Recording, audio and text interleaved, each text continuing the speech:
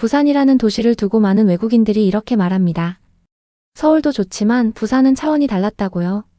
바다와 산이 도심 한복판에 함께 공존하는 도시, 절벽 위에 세워진 골목과 항구를 가르는 대교, 그리고 야경 위를 수놓는 레이저쇼까지.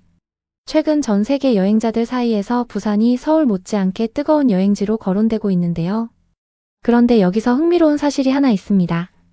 부산을 찾는 외국인들 대부분이 처음엔 딱 하나만 보고 가려고 했다가 결국 며칠씩 더 머물게 된다는 겁니다. 오늘 소개할 이 여성도 마찬가지였는데요. 영국 출신의 여행 유튜버 클로이는 아무런 계획도 없이 부산에 4일을 잡았습니다. I've got 4 days in Busan and I'm not really planning anything. I want to see if it's worth exploring slowly without a plan and see what happens. 어디를 가야 하는지, 무엇을 먹어야 하는지 하나도 정하지 않은 채 그냥 걷기로 한 것이죠. 계획 없이 부산을 느낄 수 있는지 직접 확인해 보겠다는 그녀의 말이 인상적이었는데요. 그 선택이 과연 어떤 결과를 낳았는지 지금부터 함께 따라가 보겠습니다. 첫 번째 목적지는 숙소 근처 비프 스퀘어 인근에서 다리를 건너 도달한 절벽 위의 문화마을이었습니다. 이 마을은 부산의 산토린이라는 별명을 가지고 있는 곳인데요. 하얀 벽과 파란 창틀로 이루어진 건물들이 바다를 굽어보며 절벽에 매달려 있는 풍경이 그리스 산토리니를 닮았다고 해서 붙여진 이름입니다. 실제로 이 이름을 붙인 사람은 다름 아닌 그 동네를 처음 발견한 외국인 여행자들이라고 합니다.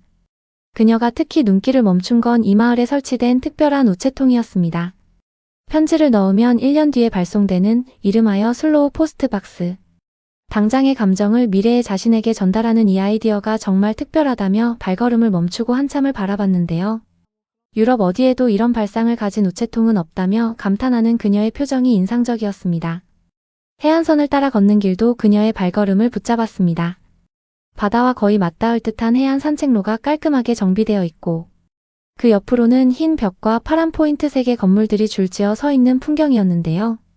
곳곳에 사진을 찍으려는 인파가 가득했고 몇몇 골목은 줄을 서야 할 정도로 붐볐습니다. 그녀는 웃으며 이 정도 풍경이라면 줄 서서 찍어도 이해된다고 했는데요. 유럽의 인스타 명소들도 이렇게 아름다운 건 아니었다며 연신 주변 풍경의 시선을 빼앗겼습니다. 그 다음 날은 혼자가 아니었습니다. 게스트하우스에서 새로 사귄 친구 바네사와 함께 감천문화마을을 찾아갔는데요. This is my new friend. 알록달록한 색감의 작은 집들이 언덕을 타고 빼곡히 올라가 있는 이 마을은 원래 피란민들이 모여 살던 곳이었습니다. 전쟁의 상처로 세워진 마을이 지금은 전 세계 여행자들이 줄 서서 찾아오는 명소가 된 것이죠.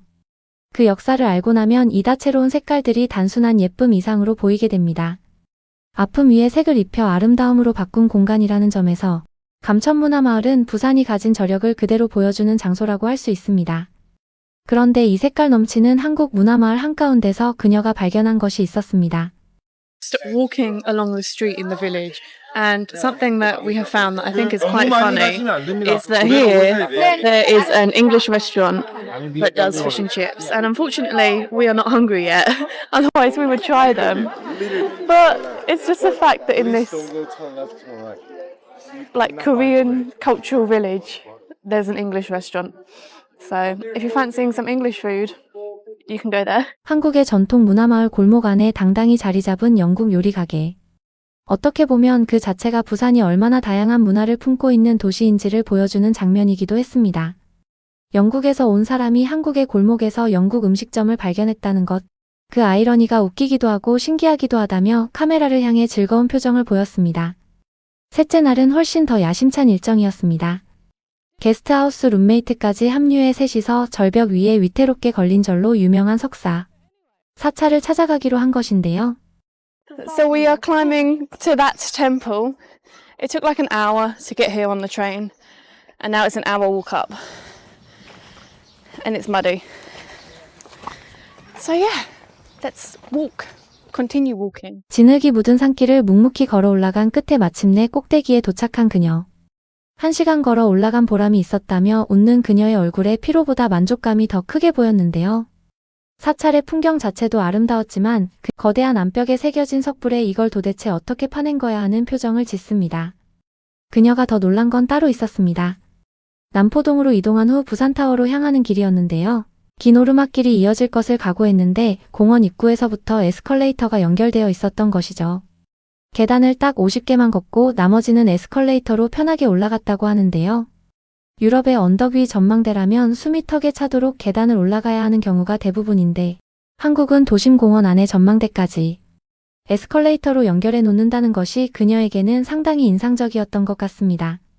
이걸 당연하게 여기는 우리와 달리 외국인의 눈에는 이것도 엄연히 한국 특유의 세심한 배려로 읽히는 것이죠.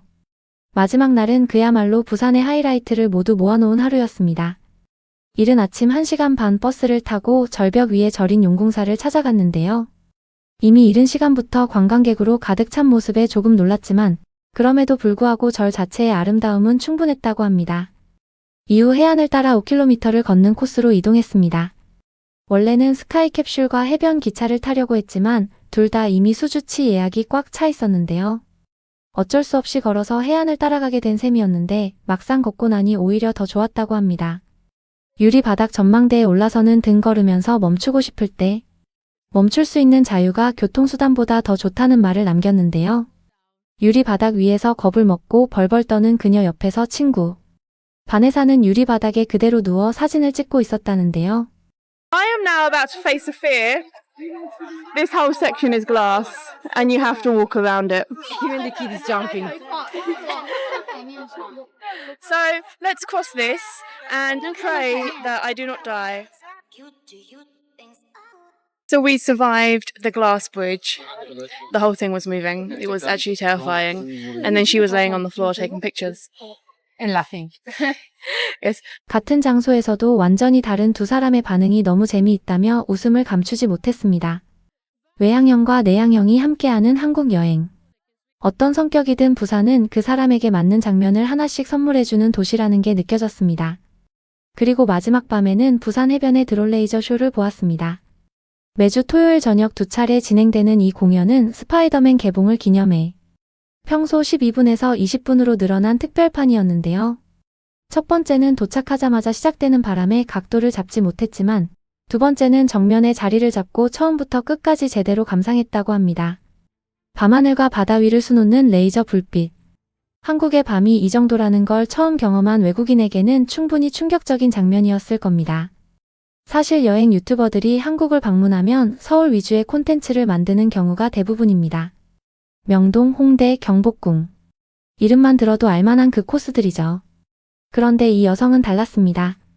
계획도 없이 부산에 사이를 던져놓고 아무 이름도 없는 골목을 걷고 1년 뒤에 배달되는 우체통 앞에서 멈추고 지늘길을 1시간 걸어 사찰에 오르고 두 번을 봐도 아쉬운 레이저 쇼 앞에 자리를 잡고 앉았습니다. 그 하루하루가 부산이 얼마나 깊고 풍부한 도시인지를 자연스럽게 증명해줬는데요. 계획이 없어야 비로소 보이는 것들이 있다는 걸 이 외국인은 부산에서 제대로 배운 것 같습니다. 언젠가 우리가 살고 있는 이 나라의 도시들을 한 번쯤 다시 낯선 눈으로 걸어봐도 좋을 것 같다는 생각이 드는 영상이었습니다.